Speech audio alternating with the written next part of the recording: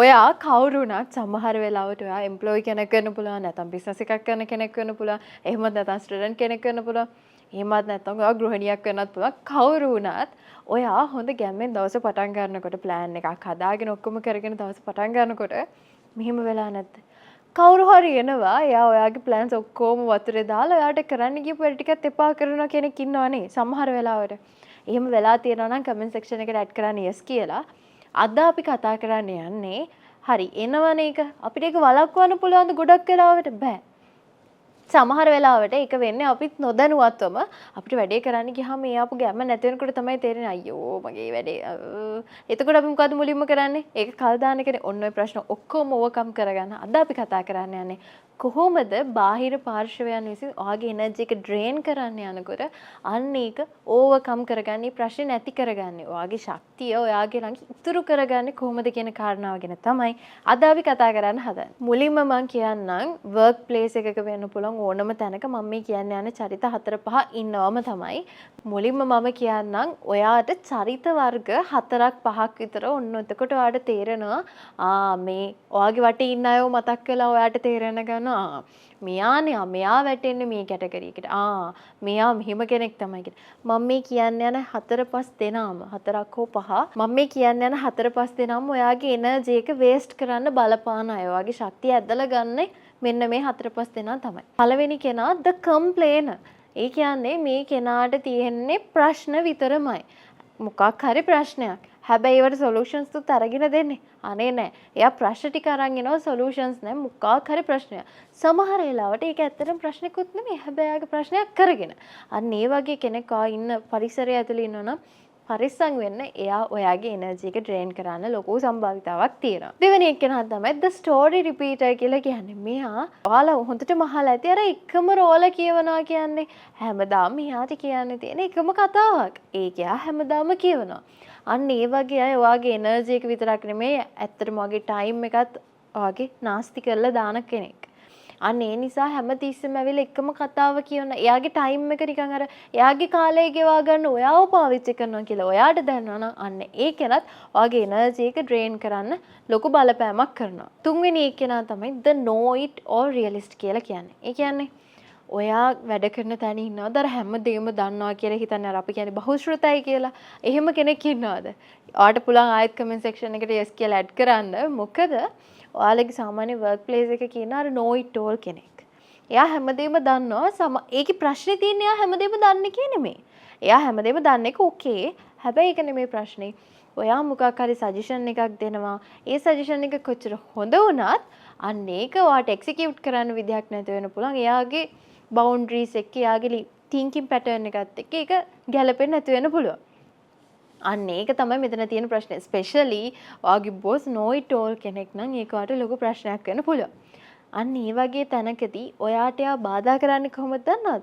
ඔයා මොකක් හරි දෙන සජෙෂන් එක කොච්චර ක්‍රියේටිව් වුණත් කීවර්ඩ් ඉස් ඔයා දෙන සජෙෂන් එක කොච්චර ක්‍රියේටිව් වුණත් ඒක එක්සිකියුට් කරන්න ඔයාට හැකියාවක් නැහැ. එයා know it all කෙනෙක් නම් ඒකෙන් වෙන ලොකුම ප්‍රශ්නේ තමයි ඔයාගේ ක්‍රියේටිවිටි එකට ලොකු බලපෑමක් වෙනවා. ක්‍රියේටිවිටි එක ඩ්‍රේන් වෙන්න ගන්නවා. ඊළඟ කෙනා තමයි the emotional sponge. මේක කිව්වම ටිකක් තේරෙයි. ස්පොන්ජ් එකක් කියන්නේ මොකද්ද? අහල පහල තියෙන වතුර ඔක්කොම ඇබ්සෝබ් කරගන්න අර උරා ගන්න පුළුවන් දෙයක් නේ ස්පොන්ජ් එකක් කියලා කියන්නේ. මේ වගේ මෙයා ඉමෝෂනල් ස්පොන්ජ් එකක්. ලේසි නෑ. මෙයා කරන්නේ වටපිටාවේ තියෙන අර අපි කියන්නේ අනුන්ගේ දුක තමන්ගේ කරගන්නවා තමයි. හැබැයි ඒ දුක තමන්ගේ කරගන්න අවශ්‍ය නැති දුකත් ඔයාගේ කරගත්තොත් මොකද්ද වෙන්නේ? නිකන් ඔයා අර හැමතිස්සෙම නිකන් එක්ක ෆිල්ම් එකක් බලලා සතියක් විතර දුකෙන් ඉන්න අය. ඒක කතාවක් කියන රියලිස්ටික් ගතිය යථාර්ථය තේරුම් ගන්න බැරුව අන්නේ දුකෙන් සතුටෙන් සමහරවිට සතුටෙන් සතු දවස් ගාණක් ඉන්නවා. අන්න ඒ වගේ කෙනෙකුත් ඔයාගේ එනර්ජි එක ඩ්‍රේන් කරන්න පුළුවන්. මොකද එයාගේ දුක, එයාගේ සතුට ඇවිල්ලා ඔයත් එක්ක නිතරම ෂෙයා කරගද්දි මොකද්ද වෙන්නේ? නැත්තම් සමහර වෙලාවට එයා ගොඩක් දුකෙන් නම් සමහර වෙලාවට එහෙන මෝඩ වැඩ කරන්න පුළුවන්. ඒ කියන්නේ එයා නිකන් සුයිසයිඩ් කරගන්න අන්න ඒ වගේ දෙයක්කින් ගියොත් ඔයාට සිද්ධ වෙනවා එයාව ඉමෝෂනලි රෙස්කියු කරන්න. ඒ කියන්නේ අර මානසිකව එයාව මුදා ගන්න පුළුවන්කම ලැබෙන්න ඕනේ. ඒකෙන් ඔයාගේ එනර්ජි එක නිකරුණේ වේස්ට් වෙන්න පුළුවන්. ඊළඟ කෙනා ගොඩක් වර්ක් ප්ලේස් වල ඇති ගොඩක් සොසයිටි එක ඇතුළේ ඉන්න the gossip lover. මේකට හොඳම උදාහරණේ හිතන්න ඔයා හවුස් වයිෆ් කෙනෙක් නම් ඔයා ගෘහණියක් නම් එහෙමත් නැත්නම් ඔයාගේ ගෙදර ගෘහණියක් ඉන්නවා නම් හිතන්න අහල පහල ඉන්න කවුරු හරි නැන්ද කෙනෙක් ඇවිල්ලා අම්මත් එක්ක කතා කර කර ඉන්නවා නම් හොඳම උදාහරණේ අන්න එතකොට කොච්චර ගොසිප්ස් කතා කරනවා වෙන්න පුළුවන්ද අන්න ඒකෙන් ඇත්තටම එනර්ජි එක ඩ්‍රේන් වෙනවා සමහර වෙලාවට එයා දවසේ කරගන්න තියෙන වැඩ කරගන්න බැරි වෙන ප්‍රධානම හේතුව ඔන්න ඔය ගොසිපින් වෙන්න පුළුවන්. දැන් පළවෙනි පියවර හරි. මොකද ඔයා දැන් දන්නවා කාගෙන්ද ඔයාගේ එනර්ජි එක ඩ්‍රේන් වෙන්න පුළුවන් කියලා. දැන් මං හදන්නේ ඔයාට එනර්ජි එක ඩ්‍රේන් වෙන්නේ නැති වෙන්න ඔයාගේ ඇතුලෙන් හදාගන්න ඕනේ මයින්ඩ්සෙට් එකක් තියෙනවානේ. අන්න ඒක හදාගන්නේ කොහොමද කියලා ඔයා ප්‍රශ්න 4ක් අහන්න ඕනේ. මේ 4ෙන් ඔයාට ලැබෙන ලකුණු අනුව මම කියන්න ඔයාගේ මෙන්ටල් ස්ට්‍රෙන්ත් එක ස්ට්‍රෝංග්ද වීක්ද කියලා. ඔයාගේ මානසික ශක්තිය දුර්වලයිද ශක්තිමත්ද කියන කාරණාව. ඔයා අහන්න ඕනේ පළවෙනි ප්‍රශ්නේ තමයි ඔයා කාත් එක්ක හරි හම්බෙලා කතා කරාට පස්සේ කතා කරපු සංවාදය ඔයාට හරි බරයි කියලා දැනනවාද?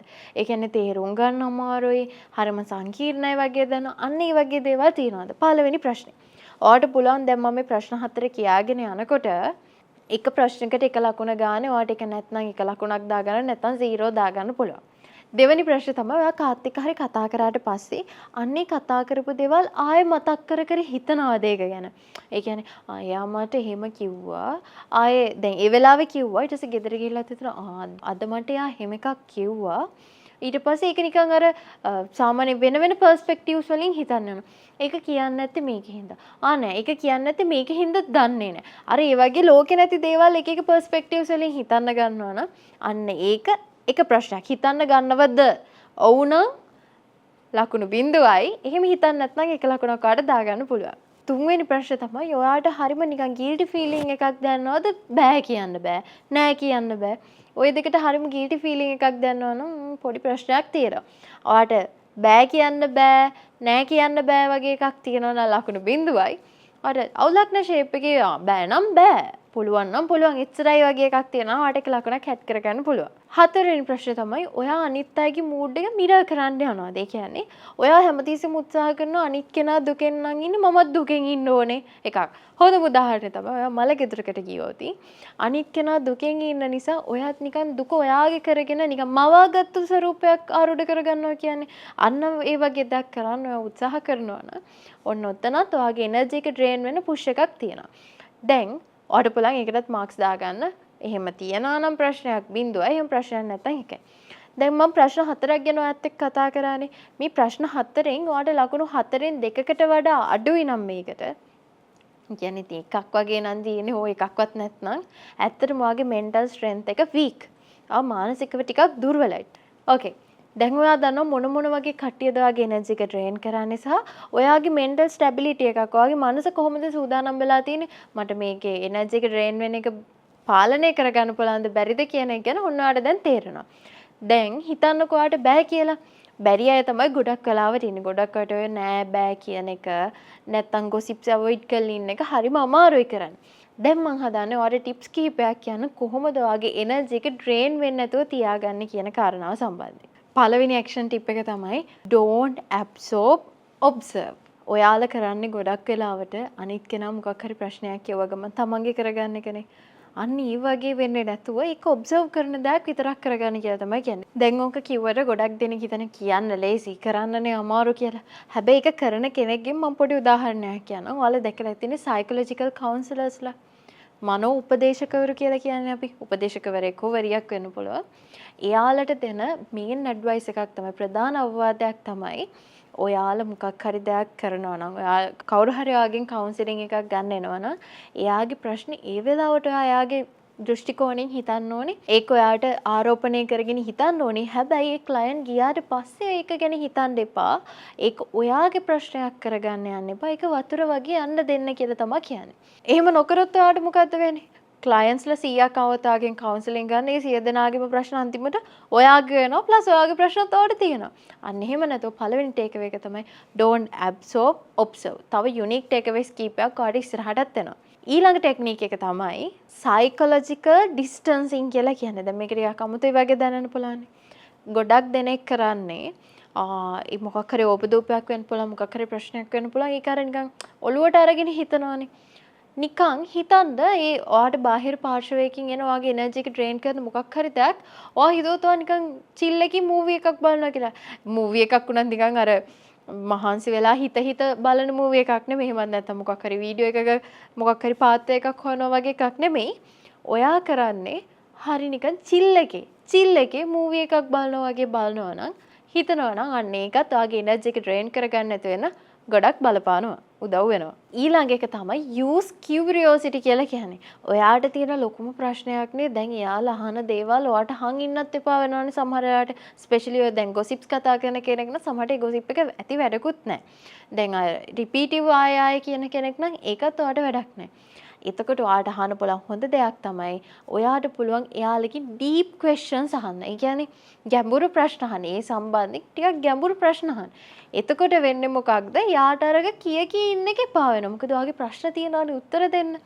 අන්න ඒකත් හොඳ ටිප් එකක්. ඔයාගේ එනර්ජි එක ඩ්‍රේන් කරන්න කවුරු හරි එනවනම් අන්න ඒක අවොයිඩ් කරන්න. ඒක වළක්ව ගන්න ඔයාට උදව් වෙනවා.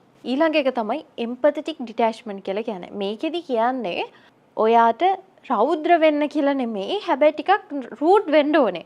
රූට් කියන්නේ අර රෞද්‍ර නෙමෙයි. ටිකක් අර ස්ට්‍රික්ට් වෙනවා කියන්නේ අපි. අන්න ඒ වගේ ටිකක් තදට ඉන්න ගමන් අකාරුණික වෙන්න යන්නත් එපා. කාරුණික වෙන්න හැබැයි don't feed the drama. ඒ කියන්නේ ඔයා නිකන් ඒ කතාවට නිකන් අපි කියන්නේ පෝර දානවා කියලා. එහෙම කරන්න යන්න එපා.